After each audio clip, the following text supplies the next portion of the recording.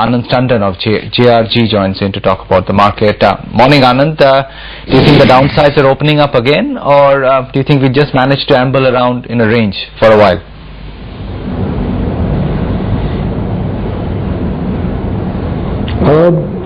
It's a difficult question, Udayan. I think both possibilities are open at this stage. If you look at the global scenario, I think over the last few weeks it has significantly worsened, and newer countries now seem to be facing problems of their own. The other counter trend, which should have been generally positive for a country like India, is that commodities are finally, it looks like, easing off, especially the metals and so on. But if you were to put that in a global context, it would also mean that the recovery that one was looking at in many of the larger countries may be stuttering, and that's not good news. But purely from a relative price movement point of view, if you look at the long-term kind of price movements, you would find that the outperformance of commodities against equities has probably reached its peak, and you'd probably find therefore relatively equities might do well. On the domestic side, there isn't much more now. The earnings will start coming in the next few weeks, and therefore again, you'll be looking at the annual numbers. I don't see that there'll be any major positive surprises there either. Overall, I think it's a mixed bag. The downside does look like it has slightly higher probability than the upside, but we are still in somewhat of a tight range.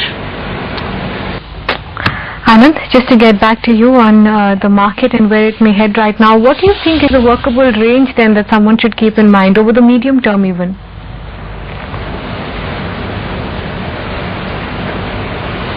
Well, Mithali, I just like to take a minute to walk through at least two scenarios. The bull case scenario that we see today, the best case is that you find that the US and other larger economies don't do too badly. I don't see them doing very well. I think the deleveraging will continue for a while, but they don't do too badly.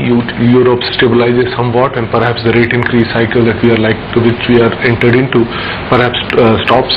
That the oil prices come down, giving up the political risk premium that we are seeing today, and consequently the rest of the commodities also ease off. In a scenario like that, we are looking at India as a relatively better performing country, and consequently the pressures that we have on reducing margins may ease off.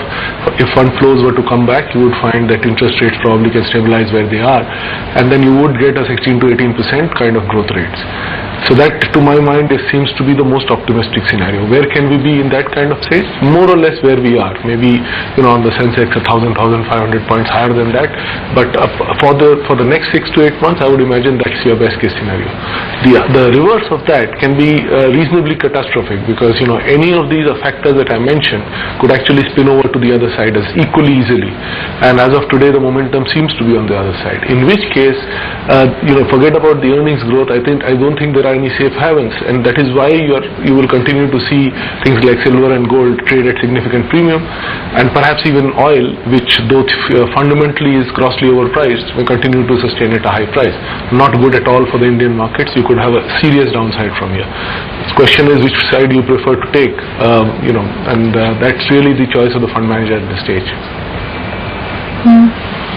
Are we necessarily still underperformers though, Anand? I think in dollar terms, markets like India and China are the strongest last month. I mean, it's markets like Japan and the Kospi that have struggled. In fact, Europe is actually down in dollar terms through the last month.